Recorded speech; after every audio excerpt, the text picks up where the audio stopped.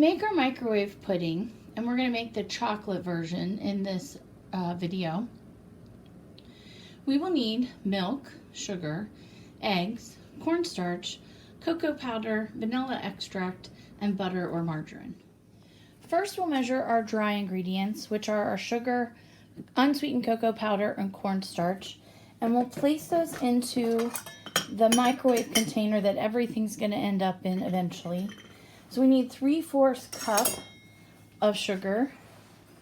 So I'm going to measure that by using the 1/4 cup dry measuring cup 3 times. And since it's granulated sugar, I can just scoop it up and level it off. Scoop it up so it heaps over the top and level it off. So that's our sugar. The 1/4 cup 3 times makes 3/4. Then we also need 2 tablespoons of cornstarch. So we'll use our measuring spoons. Heap that so it's over the top. Use our straight edge spatula to level it off. Do that 2 times will give us 2 tablespoons. And then since we're making chocolate, we'll also need 1/3 cup of unsweetened cocoa. So for that cocoa, we'll dip our measuring cup into the container so that it's heaping over, and carefully push that back off into the container, making sure that it's level at the top.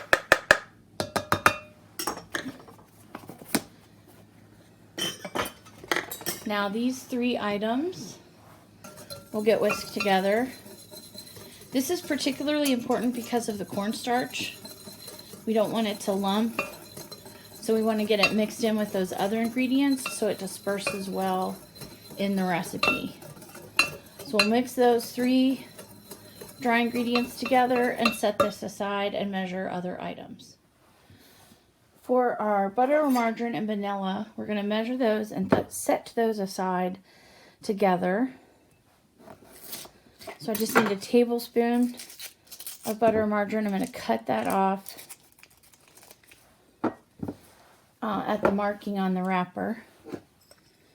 And then I need 1½ teaspoons of vanilla. So I have a measure over custard cup and a keep or hold custard cup. Because when I measure my liquids in measuring spoons, I want it to bubble at the edge. And these are going to get added to the pudding at the same time. So having them stand by in the same custard cup will work out well.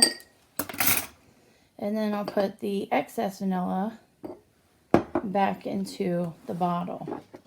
When I separate eggs, especially if I'm separating more than 1 egg, I need 3 containers all the time. So I need 1 container to crack the egg into. And I have an egg separator here that allows the white of the egg, or the albumin, to drop through to the container, in this case a custard cup, below. And then I'm going to transfer the yolk to this small glass bowl, and I'm going to move the white to a separate container. When I'm finished, this particular recipe only calls for the yolks. And so I'm going to take these whites. So you can see how the yolk busted. That's why we use the separate containers and we move the whites. This white would no longer be able to be saved for what egg whites can be used for, because even the smallest drop of yolk will stop it from coming to the right peak stage or reaching the correct volume that you need in recipes that call for just egg whites. So we're going to set this aside, rinse out our equipment, and start again with another egg. So now we're going to measure our milk in a liquid measuring cup. Notice it has a pour spout and a handle, which makes it easier to transfer the milk. And I'm going to pour it in. I just need 2/3 of a cup because I already have 2 cups measured in another measuring cup. So I'll pour this in until I think that I have the right amount. And then I'm going to move down to eye level and see, and when I look at it at eye level, it's just below the 2/3. I'm going to just add a little bit at a time so that I can get it exactly to that 2/3 mark on the measuring cup. Now that I have my milk measured, I'm going to pour that in with the dry ingredients. And because the milk I'm using is a little heavier butterfat content and it clings to the side of the measuring cup, I want to make sure that I clean off the measuring cup with a rubber scraper so that I get all of the ingredient into my recipe. And we'll hang on to that rubber scraper because it'll be handy throughout the process. So we're just going to whisk these together. And then the next step is to cook this in the microwave for 8 to 10 minutes or until thickened and bubbly, stirring every 2 minutes. So it's important to note that because it means the first time we put this in the microwave, we're going to set the timer for 2 minutes. It also says, the recipe notes, that this first 8 to 10 minutes, this is on high power. Now that's pretty easy on a microwave because anytime you put an ingredient, anytime you use the microwave, it's automatically on high power. And then each microwave changes power levels a little differently. So if your recipe ever calls for a lower percentage than 100% or other than high, like medium or low, you'll need to consult the manual that came with your microwave. So I'm going to put this in the microwave for 2 minutes, and we're going to do that a number of times till we add up to 8 to 10 minutes. So now that my pudding has microwaved for the first 2 minutes, I want to whisk it. Make sure we get everything mixed together well. We don't want any dry ingredients lumped at the bottom. Go around the top. We don't want any dry ingredients stuck up there either. But we don't want to have it out of the microwave long. We want to keep that heat momentum going. So now I'm going to put this back in for 2 more minutes, which will bring us to a total of 4. So we're going to stir our pudding again with our whisk. And our pudding is thickening the milk with a combination of cornstarch and egg yolk. So now we'll do 2 more minutes, and that'll bring it up to 6 minutes. Generally, pudding uses egg yolk and a greater amount of starch. This is what our pudding looks like after 6 minutes in the microwave. You can definitely, when you stir, you can definitely feel that it's starting to thicken. And pudding is thickened with a combination of egg yolk and starch, similar to pastry cream. Generally, however, pudding uses less egg yolk and a greater amount of starch than a pastry cream does, and cornstarch is the most common starch used to thicken puddings. Both pastry cream and pudding must come to a full boil or it will not be thick enough and it will taste starchy. When preparing these on the stove top, you should stir with a wooden spoon so that the heat is not transferred to you. Pastry cream and pudding are done when they have simmered for a few minutes after coming to a boil. Creme anglaise is made similar to pastry cream or custard, but it is thinner, more like a sauce. But the pastry cream or the custard and pudding, those are the most similar. Creme anglaise is made through a similar process, but it, like I said, it has a texture more like a sauce, but all 3 of them involve tempering. And you can tell that a creme anglaise is finished when it coats the back of a wooden spoon. So this is my pudding at the end of 8 minutes. You can see how tall it got on the container in the microwave. It came all the way to the top.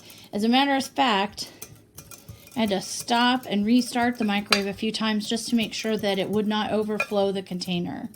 And that is one of the things you have to do with this recipe. You have to keep a very close eye on it so that it does not overflow. But this is 8 minutes. It's thickened and it's bubbly. But one of the things about this is if I don't thicken it enough at this stage, I really can't go back and add any more time with intense heat. So I'm going to go ahead and put this in for, I've got 2 more minutes on that 8 to 10. And I'm going to use a few more of those. So I'm going to do 30-second intervals this time for those last 2 minutes. So this is my pudding after 1 more minute at 30-second intervals. So that's a total of 9 minutes. And I really like the thickness of it. It was bubbly. You can see it draws lines in the sides of the container. So it's really good and thick. So I'm going to go ahead and go to the next step in the recipe, which is to cook for 1 minute more. Keep a close eye on it and pause the microwave if necessary on this next minute. Okay, so you can see that it came really close to the top. I had to stop the microwave a couple of times just to make sure it didn't overflow. Just scraping down the top here. And I did that before I put it in. You didn't see it on the camera, but I decided to do that before I added it. Now this next part's a little tricky. This is where we're going to actually temper the egg yolks. So when I temper eggs, okay, so tempering refers in this case to the blending of ingredients of different temperatures. And there are 2 common uses, tempering eggs and tempering chocolate, although they work a little differently. So this time we're going to be tempering eggs. In tempering eggs, we add a small amount of hot liquid into the relatively cooler eggs in order to warm them up without cooking them. That's really key here. We want to get these eggs blended in without creating scrambled eggs in our pudding. So this method is used in making custards, eggs, baked sauces, other foods where the eggs are used to thicken a hot liquid. If you simply dumped the eggs, if I simply dumped all the eggs into this hot pudding mixture, they would begin to curdle or cook right away. And then we'd have scrambled eggs in the middle of our pudding, basically. So the heat would transfer immediately to those eggs, causing them to scramble or coagulate, and we want to avoid this. So our liquid is removed from the heat, so it's out of the microwave, and a small amount is poured slowly, and I cannot emphasize slowly enough in this process, into the beaten eggs while they are whisked. So stirring the entire time. I'm going to move some of this hot pudding into my egg yolks. So I've got them beaten together a little, and I need to move about 1 cup. So I'm going to use a ladle. Most ladles are about a half a cup.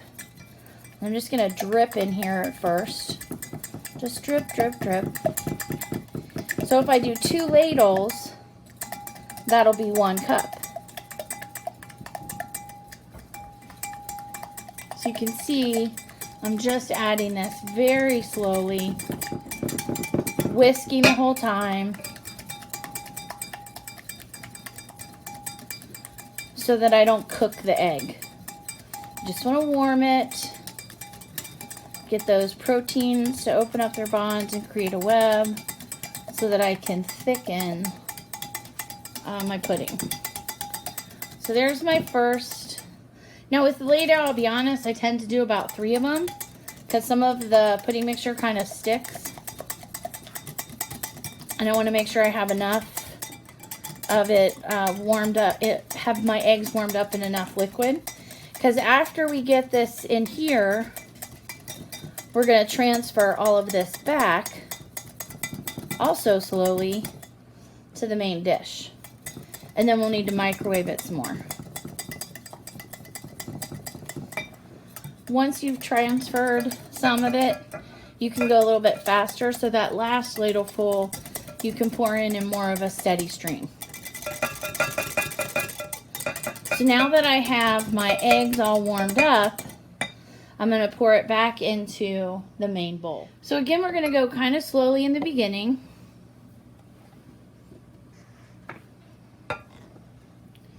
And this is why I like the container with the pour spout,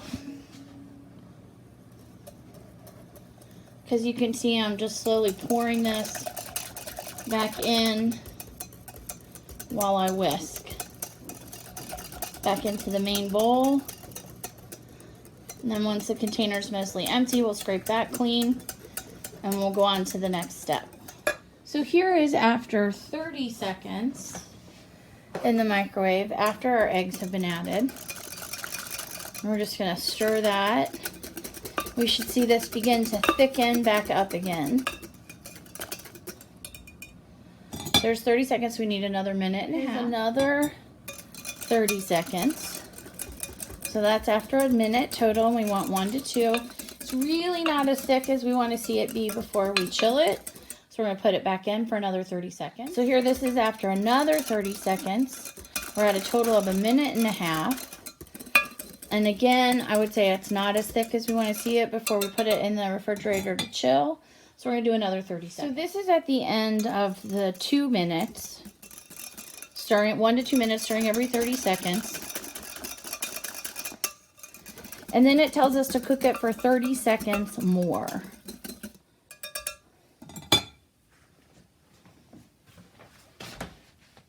So at the end of that last 30 seconds, I wanted to see it a little bit thicker than it was. So I went ahead and did 30 more seconds. Because once I add the butter or margarine and the vanilla, I can no longer cook the pudding and thicken it.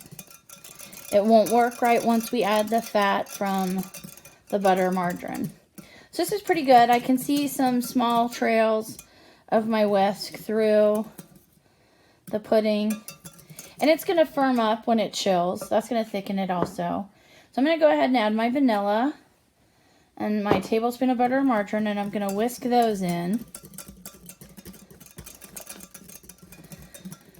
And I just need to stir this until the butter or margarine is melted and throughout the recipe. So it won't take very long.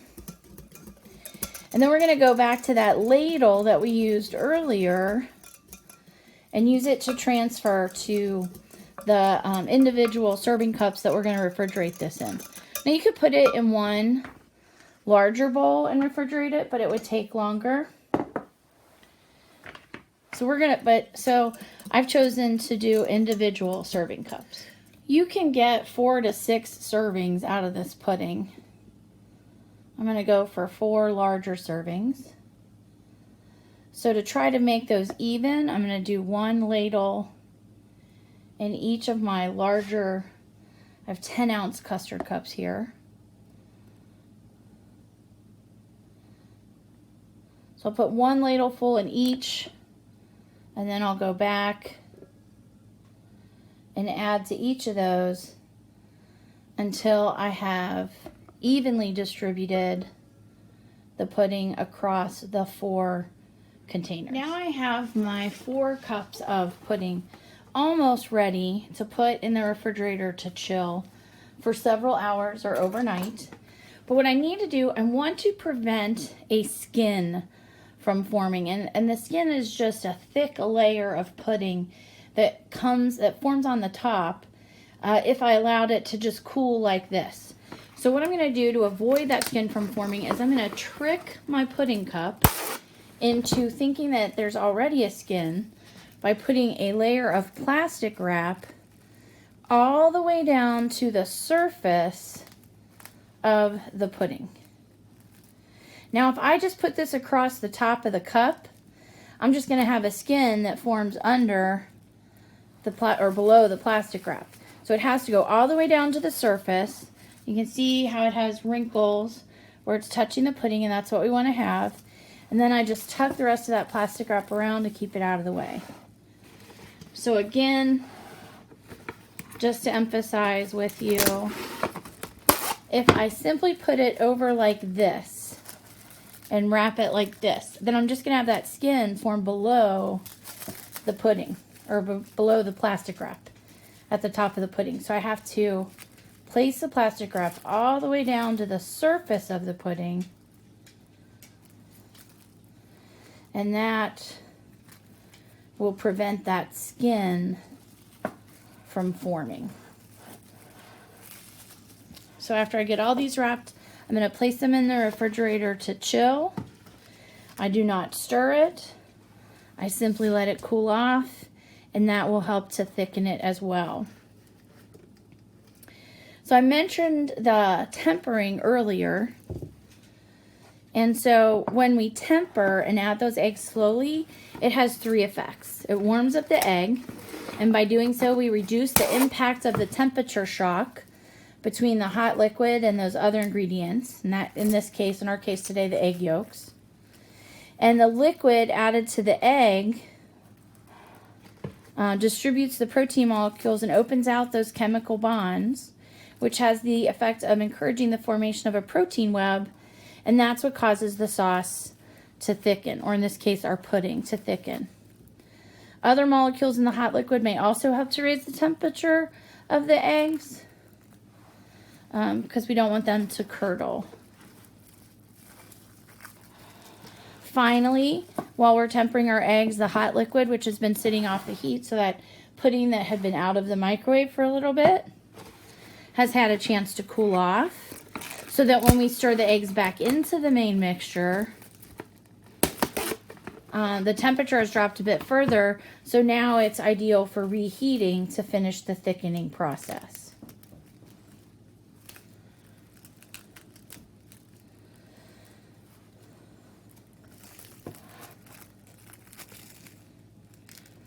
Now, some nice things about this pudding, because it does not contain any wheat products, because it uses cornstarch, not flour, as the starch to thicken it. It would be fine for someone with a gluten intolerance to enjoy. But if you had someone that you were cooking for with a lactose intolerance, you would need to swap the milk out for a non-dairy milk, like a soy milk or an almond milk. Now, because of the crowd I'm serving this to, when these have chilled, I'm simply going to peel the plastic wrap off, and they'll be ready to serve. But if I was serving it to a crowd I wanted particularly to make an impression on, or in a professional setting, a catered or a restaurant setting, then I would make sure before I put the pudding into the cups, I would run it through a fine mesh sieve, so that if I did have any tiny bits of egg that coagulated, I would get those out of there before I served it to my people. After your pudding's had time to chill, you simply need to remove the plastic wrap, and it's ready to serve as is, or you can add a dollop of whipped cream to enjoy with your pudding.